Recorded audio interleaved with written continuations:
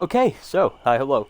Welcome back to another Creepypasta Storytime video. Hopefully you all enjoy the past couple videos I've been releasing. I've been doing a lot more two-sentence horror story videos again, like I have done in the past. I think you all really enjoyed them, so, I'm bringing them back. So, yeah. Okay, so getting to the video today, I have a creepypasta called Coal Dust. So, outside everything I just previously said, let's get into it. So, Coal Dust. So, here I am, laying down on my stomach, helpless, darkness stifling both my thoughts and my cries for help. I was too deep underground now, and all sound drowned out by the earth. With my last moments ahead of me, I began to reflect on how the hell I ended up in this position. I have recently received a tip-off to investigate a small town in northern England. It was a minute, silent town that hardly manifested on any map I can get my hands on. The history of this place was obscure as itself. The only background information I had received about this location was construction of the power plant that was finalized in the early 80s. Before then, the town had heavily relied on coal from its coal mines in order to keep residents warm during the hard, grueling winters. However, the most striking news that seemed to plague the town was the various reports of missing people and the supposed continued operation of the coal mines despite its long ago shutdown. Accounts of thick, black smoke slithering from behind the gray ridges that tore along the horizon from across the fields that surrounded the town. Although I could not fathom a connection between the missing person and these reports of redundant coal mine operations. I needed the money desperately, so I ventured out into this town with the intent to investigate these suspicions of missing persons thoroughly. I started with the most appropriate places that my mind could conjure up, the fields. These fields stretched for miles, scarred and snaking paths that cut straight through the tall grass and marshland, all extended towards the ridges. I had also been warned beforehand of the marshes that were highly prevalent in the fields. With this in mind, I set off on my investigation of one of the paths that had been mulched into slick mud by various people, probably hikers. This seems like it will be idyllic, scenic place. With the right weather, of course, and this moment in time, the skies were overcast and gray. A miserable blanket draped over the sun that had seemed to have disappeared. The majority of my journey was uneventful. The same images of tall grass, gangly trees, and rising hills crossed my vision for hours. That was until, through random chance, I had somehow wandered onto a path that seemed to be untouched, only a subtle one. A meter-wide line that I considered to be a path. I had probably wandered onto this trail whilst my mind was also wandering. With a heavy sigh, I scolded myself for not being attentive, reminding myself of the warning of the marshes the locals had given me. With a newfound caution, I prepared to turn back, which was when something very odd struck my peripheral vision. It was a splash of color that prominently stood out from the generic green grass.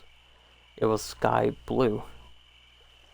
Whipping my head around to focus on the out-of-place object I saw, it was a long-sleeved shirt. The color hadn't been as vibrant as I first thought. The blue was darkened and made dull from what I predicted as years of exposure to the elements. Why was this here? It looked like it belonged to an adult who also looked like it had been here for a while, with streaks of grime soiling the wool material it was made out of. I didn't touch it.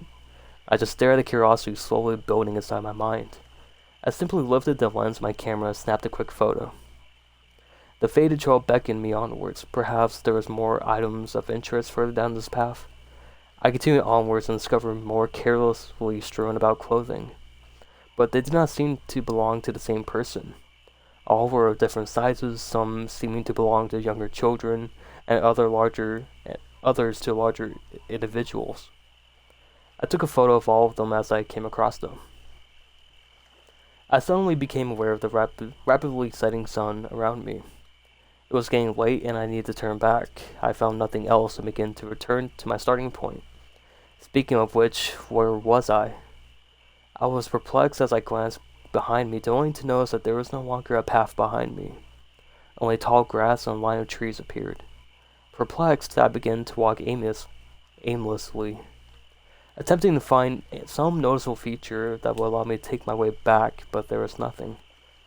Around me appeared the same mundane pattern of trees, grass, and hill. Panic began to swell as the encroaching darkness crept in.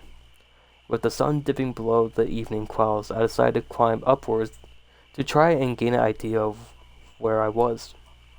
I reached the top of a grassy knoll and searched around me, scanning for a route out of these fields. I did find something. It wasn't a route. My eyes fell upon dark columns of smoke rising towards the murky heavens. With disbelief infesting my mind, I began to ponder. Was it really true? It couldn't be. I dismissed the thoughts. I had to focus on getting back, and then again, the columns seemed to intrigue me, and like I said, I really needed the money. My feet began to stagger towards the columns, sluggish with fatigue. Now I was no more than a fish caught on a fishing hook. I had taken the bait. I began to draw closer to the smoke as they loomed larger in the sky, as I gradually made my way towards them. Just a little closer. Not long now. That was when I noticed the noise that had been hiding amongst the background chorus of chirping birds and rustling autumn leaves. It was subtle, yet it grew louder and louder as my weary steps came ever closer to the smoke. It was a low rumble. My mind immediately jumped to the idea that this was the mines in operation.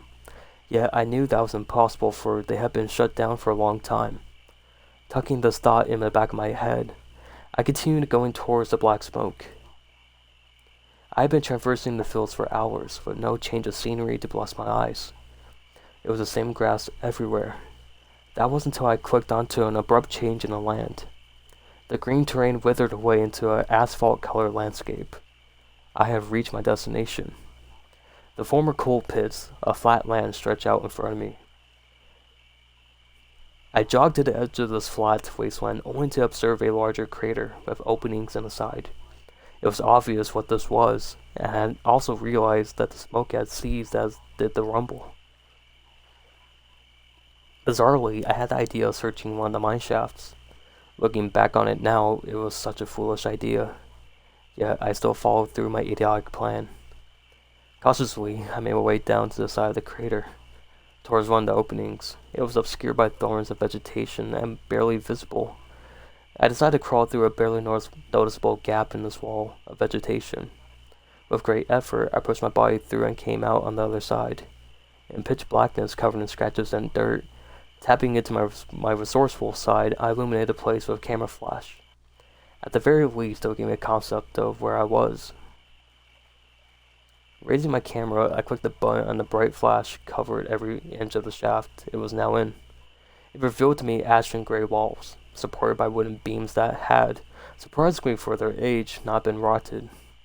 In fact, they appeared new, as if somebody was still maintaining them. But how could this be possible?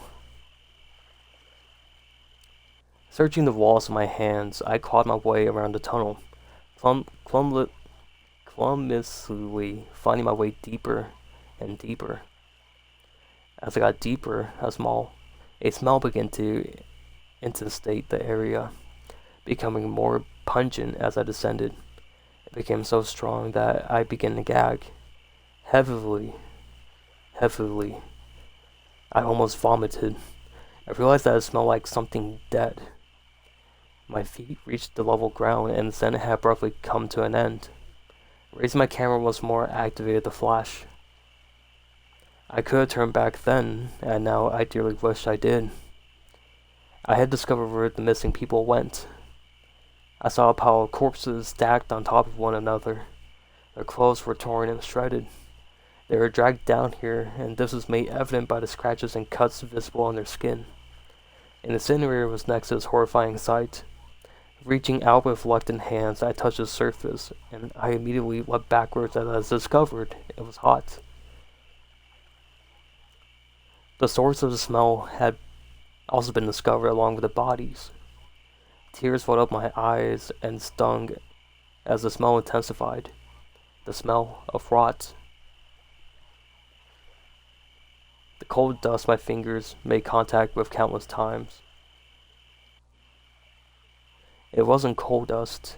Glaring at my shaking hands, I found out that they were covered in not coal, but ashes from the burnt bodies.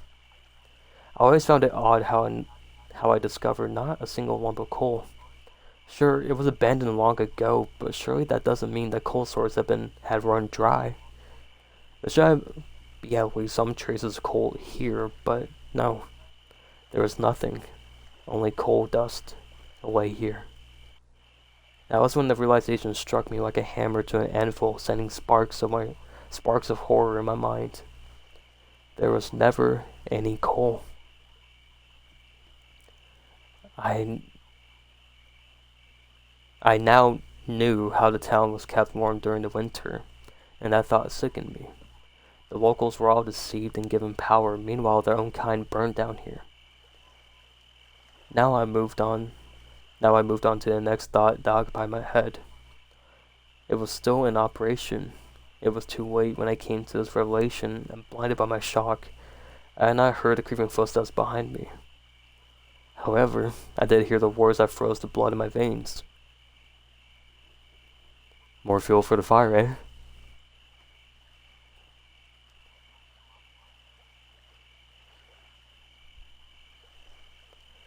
Okay, so hopefully y'all enjoyed that, hopefully y'all enjoyed that, creepypasta video. I also like to apologize, my lisp has been coming back recently. I'm not too sure why, but yeah, sorry about that.